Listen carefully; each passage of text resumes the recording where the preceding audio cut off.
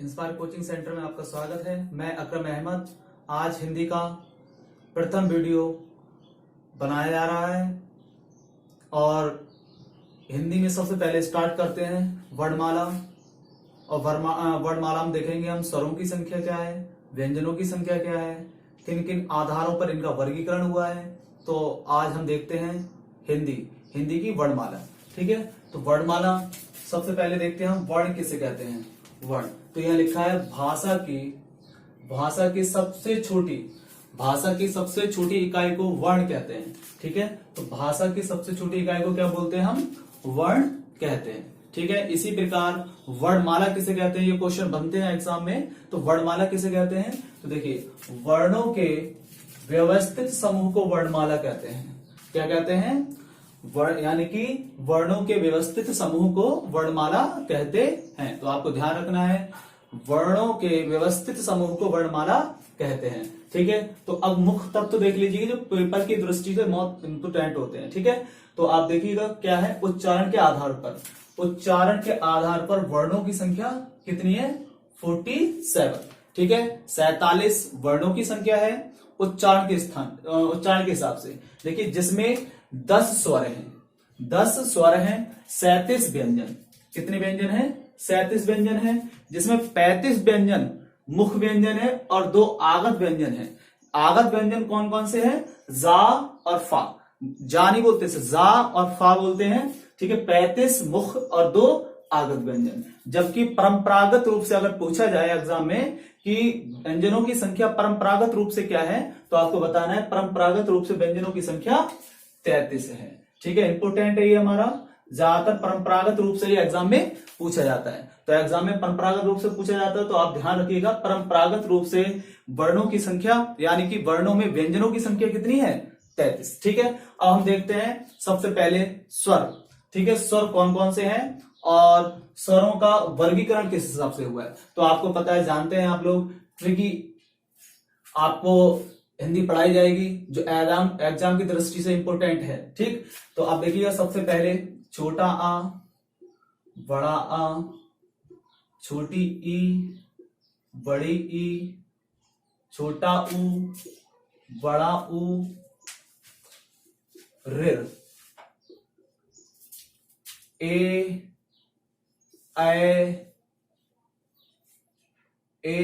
ऐ, ओ, औ।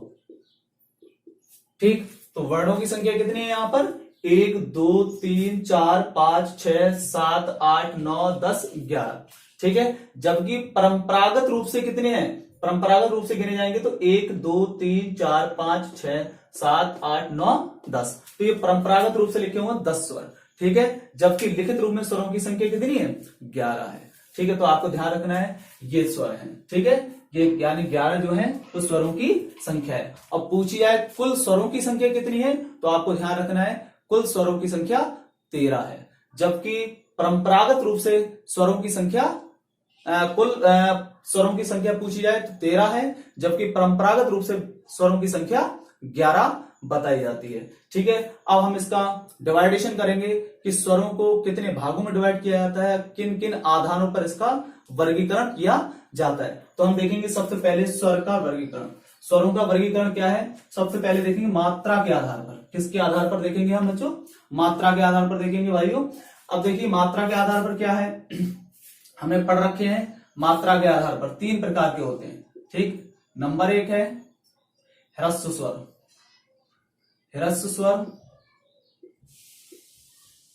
दूसरा है दीर्घ स्वर और फिर है प्लतु स्वर। ठीक है, ह्रस्व स्वर, दीर्घ स्वर, प्लतु स्वर। तो दीर्घ स्वर में हम बात करें, मुख्य आधार पर थोड़ा आगे बढ़ा दीजिएगा इसको, तो हम देखेंगे ह्रस्व स्वर में कौन कौन से हैं, छोटा आ, छोटी ई, छोटा ऊ। ठीक है, 3 है। ठीक है, जबकि कुछ किताबों में ऋ को भी ह्रस्व स्वर माना गया है। ठीक है, तो आप मान सकते हैं ह्रस्व स्वरों की संख्या छोटा आ, छोटी ई, छोटा ऊ, और ऋ को भी ह्रस्व स्वर माना गया है। ठीक है, दीर्घ स्वर की बात की जाए तो बड़ा आ, बड़ी ई, बड़ा ऊ, ए, ए, ओ, औ, ये जो है हमारे दीर्घ स्वर हैं। जबकि प्लतु स्वर क्या है हमारा? प्लतु स्वर जैसे हम कहें ओम, तो ये जो है हमारा वो 3 मात्राओं का समय लेता है, 3 और 3 6, तो हम बोलेंगे ओम। तो इस तरीका से हमारा क्या है? प्लतु स्वर बन जाता है। ठीक है, तो आप ध्यान रखना, ऐसे स्वर जिनमें एक मात्रा का समय लगे, एक मात्रा का समय लगे, कहलाते हैं हमारे ह्रस्व स्वर। एक मात्रा का समय ह्रस्व स्वर। इसी प्रकार 2 मात्रा का समय हमारे दीर्घ स्वर। इसी प्रकार हमारे 3 मात्रा का समय क्या कहलाएगा? प्लतु स्वर कहलाएगा। ठीक है, तो आप इस चीज को ध्यान रखें। यानी कि मात्रा के हिसाब से या उच्चारण के हिसाब से स्वरों की संख्या कितनी है? गिनिए, 1 2 3 4 5 6 7 8 9 10। कितनी है? 10 संख्या है। तो आप ध्यान रखना कितने भागों में डिवाइड किया है? 3, 1 2 3, ह्रस्व स्वर, दीर्घ स्वर और प्लतु स्वर। ठीक है, तो हम आगे बढ़ते हैं। ठीक, अब जीभ के आधार पर देखिएगा। जीभ के आधार पर, जीभ के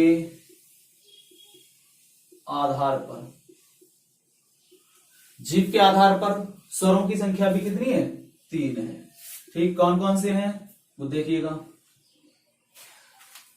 नंबर 1 है अग्रस्वर।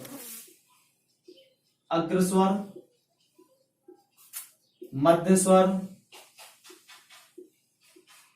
और पश्च स्वर। तो 3 है, अग्रस्वर है, मध्य स्वर है और पश्च स्वर है। अग्रस्वर में कौन कौन है? छोटी ई, बड़ी ई, ए और ए। ठीक है, ये जो 4 वर्ण हैं वो अग्रस्वर में हैं। मध्य स्वर में छोटा आ है और शेष जो बचे, कौन कौन से बचे? हमारा बड़ा आ, ऊ, बड़ा ऊ और ओ, औ और इंग्लिश का एक वर्ड है औ। ठीक है, ये सब हमारे पश्च स्वर में गिने जाते हैं। ठीक है, पश्च स्वरों में संख्या कितनी है? 1 2 3 4 5। ठीक है, 5 इंग्लिश का लगा के कितने हो जाएंगे? 6। जबकि मध्य स्वर में अकेला कौन है? छोटा आ। ठीक है, इसी प्रकार अग्र स्वर में कितनी है? छोटी ई, बड़ी ई, छोटा ए एंड बड़ा ए। ठीक है, इस प्रकार हमारे अग्र स्वरों की संख्या कितनी है? 4। ठीक, तो आप ध्यान रखना, ये क्लियर हो गया। जीभ के आधार पर स्वरों की संख्या कितनी है? 3 है। ठीक है, तो 3 कौन कौन सी? अग्र स्वर, मध्य स्वर और पश्च स्वर। ठीक है, हम आगे बढ़ते हैं तेजी के साथ। घोष के आधार पर, घोष के आधार पर देखिएगा। घोष के आधार पर, घोष के आधार पर, तो आप ध्यान रखना, घोष के आधार पर सभी स्वर, सभी स्वर घोष के आधार पर, घोष के आधार पर सघोष हैं, सघोष हैं। ठीक है, ये इंपोर्टेंट फैक्ट है हमारा कि घोष के आधार पर सभी स्वर कैसे हैं। तो आपसे एग्जाम में पूछा जाता है कि घोष के आधार पर सभी स्वर कैसे हैं? हमारे सघोष कहलाते हैं। ठीक है, अब हम आगे बढ़ते हैं।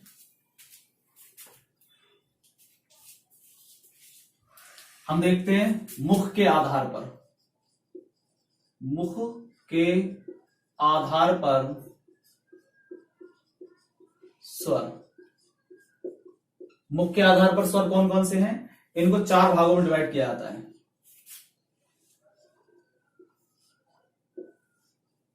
कौन कौन से हैं? विव्रत, अर्धविव्रत, संव्रत, अर्धसंव्रत। या आप बेहतर इधर लिखें, अर्धसंव्रत तो बेहतर है, अर्ध संव्रत और संव्रत। ठीक है, तो आप देखिए,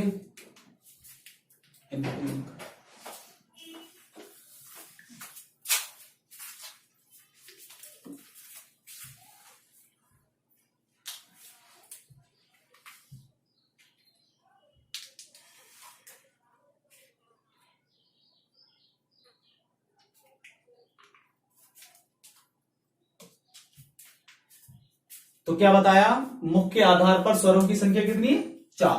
ठीक है, कितने भागों में बांटा जाता है, 4 भागों में बांटा जाता है। कौन कौन से, विव्रत है हमारा, अर्धविव्रत, संव्रत, अर्धसंव्रत एंड संव्रत। तो आप ध्यान रखना, विव्रत में स्वर की संख्या कितनी है, अकेला बड़ा आ। ठीक है, उसके बाद आप ध्यान रखना, जो विव्रत में स्वरों की संख्या है वो 2 है, ए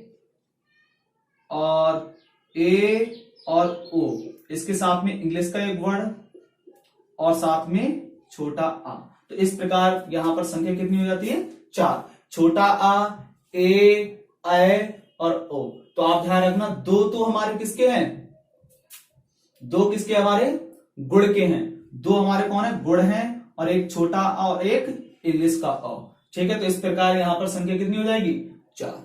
ठीक है, ऐसे ही अर्धसंवृत में ये गुण है, ये कौन है हमारे गुण के हैं, गुण। इसी प्रकार अर्धसंवृत में वृद्धि के हो जाएंगे दोनों। वृद्धि के कौन कौन से हैं, कौन कौन से वृद्धि स्वर हैं, ए और औ। ठीक है, ए और औ, ये दोनों ही वृद्धि स्वर हैं। और संवृत में कौन कौन शेष बचेगा, वो सब इसमें आ जाएंगे। ठीक है, तो कौन कौन है यहां पर, छोटी ई, बड़ी ई, छोटा ऊ, बड़ा ऊ।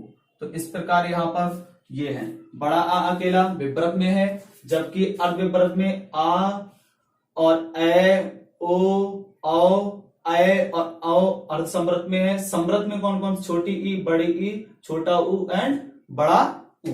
तो आपको ध्यान रखना है, मुख के आधार पर 4 भागों में डिवाइड किया गया है, विव्रत, अर्धविव्रत, संवृत और अर्धसंवृत और संवृत। ठीक है, यहां पर 1 संख्या, यहां पर 4 संख्या, यहां पर 2 संख्या और यहां पर 4 संख्या। क्लियर। अगला ओठों के आधार पर देखते हैं हम, ओठों के आधार पर स्वरों की संख्या क्या है। ठीक, ओठों के आधार पर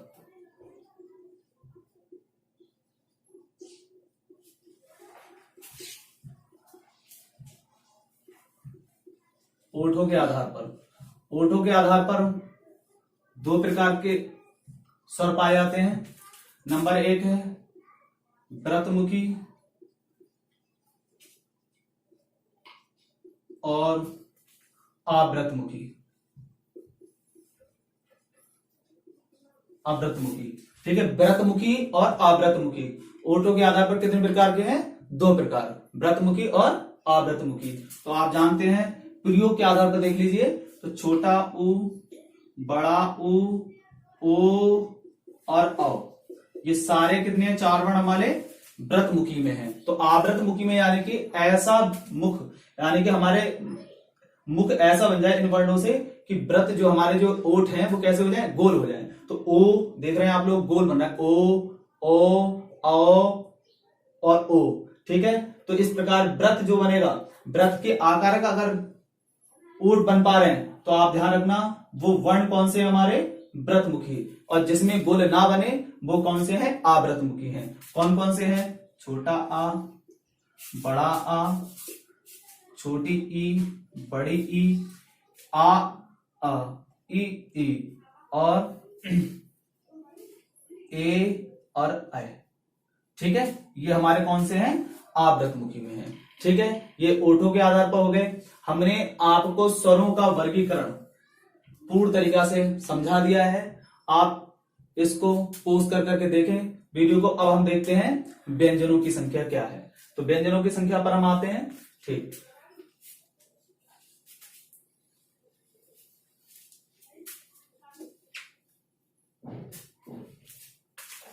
व्यंजन, व्यंजन को मैंने पहले आपको बता दिया कि व्यंजन जो है 35 व्यंजन है, जिसमें 2 आगत जा और फा, जबकि परंपरागत रूप से वर्णों की संख्या 33 गिनी जाती है। ठीक है, तो हम देखते हैं, ट्रिक से ही देखेंगे पूरा व्यंजन। ठीक है,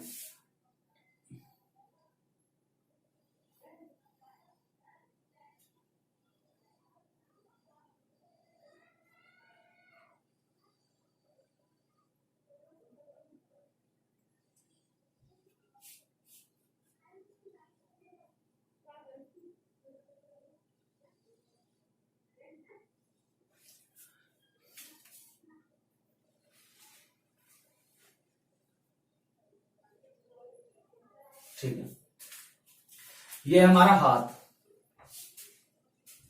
ठीक है, तो हम यहां पे देखेंगे सबसे पहले ये पहले कौन से अघोष, दूसरा अघोष, इसको मिटा देते हैं।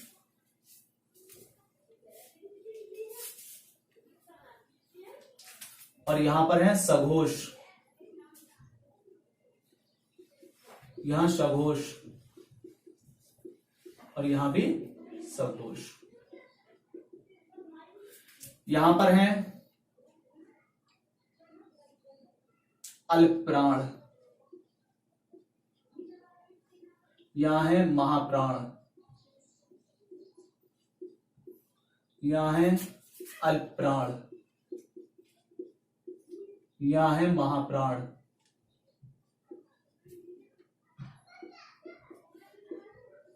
यहां है अल्पप्राण। ठीक है, तो हमने क्या देखा, पहला अंगूठा क्या है, अल्पप्राण और अघोष, और इस प्रकार अगली उंगली महाप्राण अघोष, अगली उंगली अल्पप्राण सघोष, अगली उंगली महाप्राण सघोष, अल्पप्राण सघोष अगली उंगली। ठीक है, तो इस प्रकार हम बांटेंगे। इसको हम पहले वाले को बोलेंगे कंठ, ठीक है, और अगले को बोलेंगे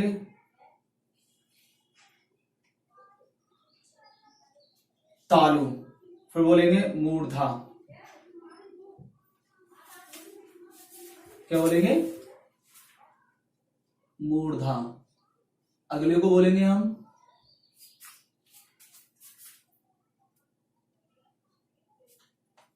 दंत, अगले को बोलेंगे कंठ, तालु, मूर्धा,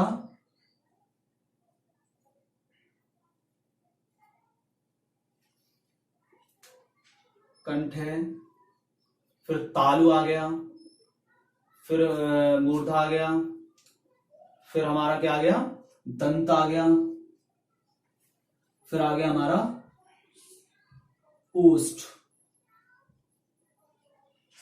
ठीक है, तो इस प्रकार हमारे कंठ, तालु, मूर्धा, दंत, ओष्ठ कौन कौन से वर्ड है हमारे, वो गिन लेते हैं पहले। ठीक है, पहले हमने देखा का वर्ण, का, खा, गा, घा, ङ, चा, छा, जा, झा, वा। ठीक है, टा, ठा, डा, अणा, विदाउट बिंदी वाला। ठीक है, कचट, तप, ता, था, दा, धा, ना। फिर अगला है पा, फा, बा, भा, मा। ठीक है, तो हमने देखा जो कावर्ण है, ये कावर्ण, ठीक है, ये कावर्ण के सारे अक्षर कौन कौन से हमारे, कंठी हैं। कौन से हैं, कंठ। ऐसे ही चावर के चा, छा, जा, झा, झा।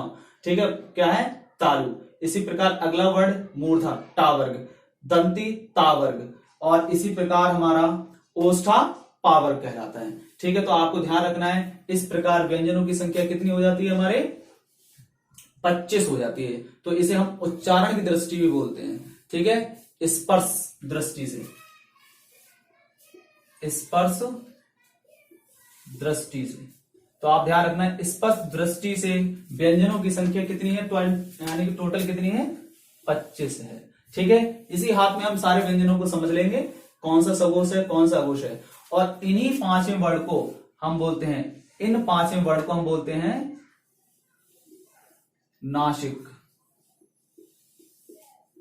नासिक वर्ण कौन से है हमारे, वो पंचमा, हर वर्ण का पंचमा अक्षर कौन सा है, नासिक है, सघोष है, अल्पप्राण है। कौन सा, अल्पप्राण है, सघोष और नासिक है। तो आपको ध्यान रखना है। अगला सुनिए,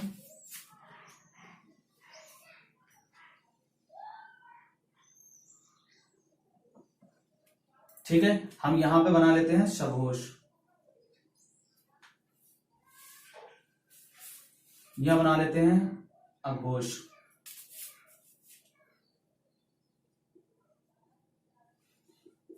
यह बनाते हैं अल्पप्राण, यह बनाते हैं महाप्राण।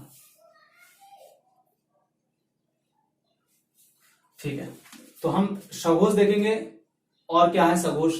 ठीक है, हमने पढ़ रखा है कि स्पष्ट दृष्टि से स्वरों की संख्या, व्यंजनों की संख्या कितनी हो जाएगी 25। ठीक है, अंतस्थ कितने हो जाएंगे, अंतस्थ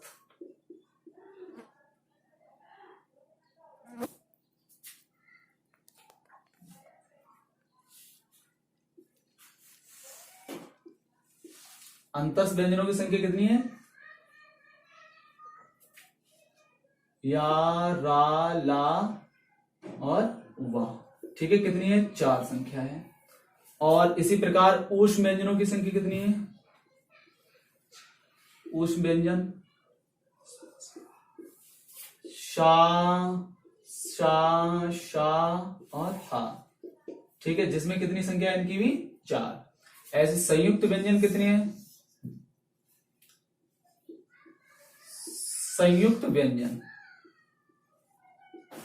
व्यंजनों की संख्या कितनी है 4। कौन कौन सी है, चा, त्रा, ग्या और श्रा। ठीक है, तो इनकी भी संख्या कितनी है 4। तो 25 और 4 29, 29 और 4 33, 33 और 4 37। तो कुल कितनी हो जाएगी 37 व्यंजनों की संख्या हो जाएगी। ठीक है, जबकि संयुक्त अक्षर को इसमें नहीं जोड़ा जाता है। ठीक है, या आप इस चीज को ध्यान रखें। ठीक है, आगे बढ़ते हैं हम। ठीक है, अब हम देखते हैं कि इसमें सघोष कौन सी है, अघोष कौन से है, वो आपको मैंने बता दिया है। ठीक है, स्पर्शी सारे कितने हैं, सघोष अघोष को मैंने एनालाइज कर दिया है। अंतस्थ कौन से हैं, अंतस्थ व्यंजन। ठीक है, अंतस्थ क्या है, सघोष। अंतस्थ सारे कितने हैं हमारे, सघोष हैं। तो अंतस्थ में सघोष में लिख देते हैं या, रा, ला और वा, यारा, लावा। तो यहां पर याद रखना कि अंतस्थ व्यंजन कौन से, यारा, लावा। अंतस्थ के साथ में जो अंतस्थ हैं वो हमारे अल्प प्राण भी हैं। तो आप ध्यान रखना या, रा, ला और वा। यारा, लावा सघोष हैं और अल्प प्राण हैं। ठीक है, इस प्रकार हम बांटेंगे हमारे ऊष्म व्यंजनों को। ऊष्म व्यंजन कौन कौन से हैं हमारे, शा और सा। ठीक है, ये 3 हमारे कौन है, अघोष हैं। और अकेला सघोष कौन है हमारा, हा। हा क्या है, अकेला सघोष है। ठीक है, तो आगे बढ़े। और यहीं पे सघोष है और प्राण के आधार पर देखा जाए तो ये महाप्राण है। कौन कौन से महाप्राण है हमारे, शा, सा और सा। ठीक है, तो आप इस चीज को समझ पा रहे होंगे कि सघोष कौन से हैं, अल्पप्राण कौन से हैं, महाप्राण कौन से हैं। ठीक है, और इसमें हावी महाप्राण है। ठीक है, हावी क्या है, महाप्राण है। महाप्राण में सभी है शा, सा, शा, हा। और अल्पप्राण है या, रा, ला, वा। जबकि अघोष कौन कौन से हैं, सा, सा, शा, सा और शा। ठीक है, और सघोष कौन से है, या, रा, ला, वा और हा। और एक चीज को और देखिए, सघोष जितने सारे स्वर, सभी स्वर क्या है, सभी स्वर कौन है हमारे, सघोष हैं। तो आप ध्यान रखो, हमने आपको यानी कि व्यंजन के बारे में पूरा एनालाइज कर दिया है कि व्यंजनों का कहां से उच्चारण है, कहां से क्या है, और कौन सघोष है, कौन अघोष, कौन महाप्राण, कौन अल्पप्राण। और इस चीज को और बता दें कि अल्पप्राण वो वर्ण होते हैं जिनमें कम वायु मुख से निकलती हो, और महाप्राण वो वर्ण होते हैं जिन्हें बोलने में ज्यादा समय लगे और या ज्यादा वायु बाहर निकले, उन्हें हम बोलते हैं महाप्राण। संयुक्ताक्षर की पूछा जाए तो आप इस चीज को ध्यान रखिएगा, संयुक्ताक्षर वर्णों से मिलकर बने होते हैं, इसलिए ना सघोष में बांटे जाते हैं और ना ही इन्हें अघोष में बांटा जाता है। तो इसे क्या बोलते हैं हम, इन्हें डिवाइड किया जाता है 2 भागों में। ठीक है, कौन कौन सा, का हलंती और शा। ठीक है, और इसी प्रकार इसे बांटा जाता है, ऐसे बांट लेते हैं इसको अलग अलग करके, छा, को बांटा जाता है का और शा में, ठीक है। और त्रा को बांटा जाता है ता और रा में। इस प्रकार ज्ञा को बांटा जाता है जा और वा में, ठीक। इसी प्रकार हमारे श्रा को बांटा जाता है सा और रा में, ठीक है, सा और रा में। और एक चीज का ध्यान रखना कि पहला वाला जो वर्ण होगा वो क्या होगा, हमारा हलंती होगा और दूसरा वर्ण पूर्ण होगा, ठीक है। तो ये हमारे संयुक्त अक्षर थे और इन्हें हमने एनालाइज किया है। उस व्यंजन को सघोष हैं, अघोष हैं, किस प्रकार के कौन कौन से हैं। अंतस्थ व्यंजनों को सघोष अघोष के बारे में बताया गया है। और हम बताते हैं उच्चारण के हिसाब से। उच्चारण के हिसाब से शा क्या है, उच्चारण के हिसाब से शा, ठीक है। तो उच्चारण के हिसाब से सा क्या है, तो शा यहां पे अलग कर देते हैं, इसमें आ नहीं पाएगा सा।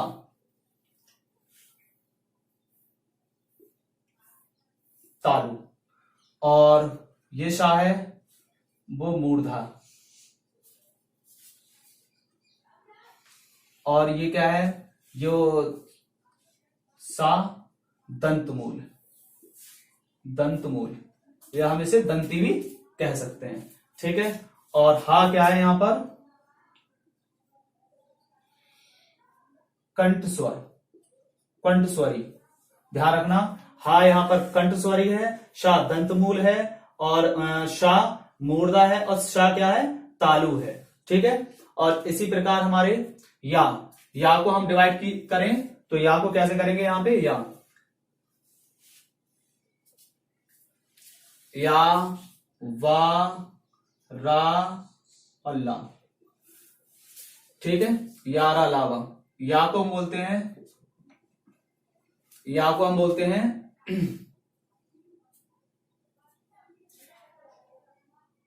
कंठ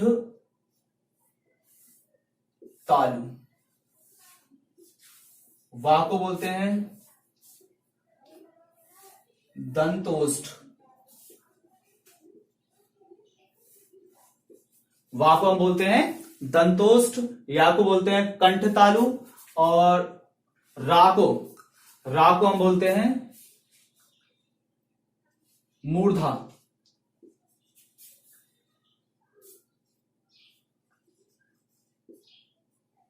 अल्लाह मूर्धा, ठीक है। इस प्रकार हमारे ये एनालाइज हुआ, ठीक है। और दूसरा नाम या और वा, या और जो वा है ये दोनों ही क्या है, हमारे अर्ध स्वर हैं, अर्ध स्वर, ठीक है। इन्हें हम बांटते हैं, या और वा क्या है, हमारे अर्ध स्वर भी गिने जाते हैं। रा है यहां पर लुंठित, लुंठित क्यों है, क्योंकि ऋर से ही रा बनता है, ठीक है। ऋर से रा बनता नहीं है, लेकिन जहां से ऋर उच्चरित होता है वहां से ही रा उच्चरित होता है। तो ऋर का भी लुंठित है और रा का भी लुंठित, ठीक है। तो रा लुंठित है, जबकि ला क्या है, आंतरिक है, अंदर से आता है। इसी को हम बोलते हैं पार्श्विक व्यंजन। तो आप ध्यान रखना, आपसे पूछा जाए कि पार्श्विक व्यंजन कौन सा है, तो ला है। लुंठित कौन सा है, तो रा है। या अर्ध स्वर कौन से हैं, तो या और वा है। और या कंठ तालु है, वा दंत ओष्ठ है, र मूर्धा है, ल मूर्धा है। इसी प्रकार ता का हमने उच्चारित किया है कि ता किन वर्णों से मिलकर बना है और छा किन वर्णों से मिला है। इसी प्रकार चारों वर्णों को आपको मैंने एनालाइज किया है। और शा के बारे में बताया कि सा कहां का उच्चारित स्थान है, सा ये यानी कि चारों सा कहां से उच्चारित होते हैं। और सघोष हैं या अघोष हैं, इनके बारे में मैंने सघोष अघोष के बारे में जिक्र किए। लेकिन इन चार वर्णों को ना सघोष में बांटा है ना अघोष में, क्योंकि ये सारे क्या हैं, हमारे संयुक्त अक्षर हैं। आज की वीडियो में जो गलती है उसे कमेंट में जरूर लिखें और आपकी राय में जानना चाहता हूं। कमेंट में इसको जरूर लिखें कि आपको वीडियो किस अच्छी लग रही है या नहीं, ठीक है। मैं अकरम अहमद, इसे लाइक करें, शेयर करें और कमेंट्स करें। धन्यवाद।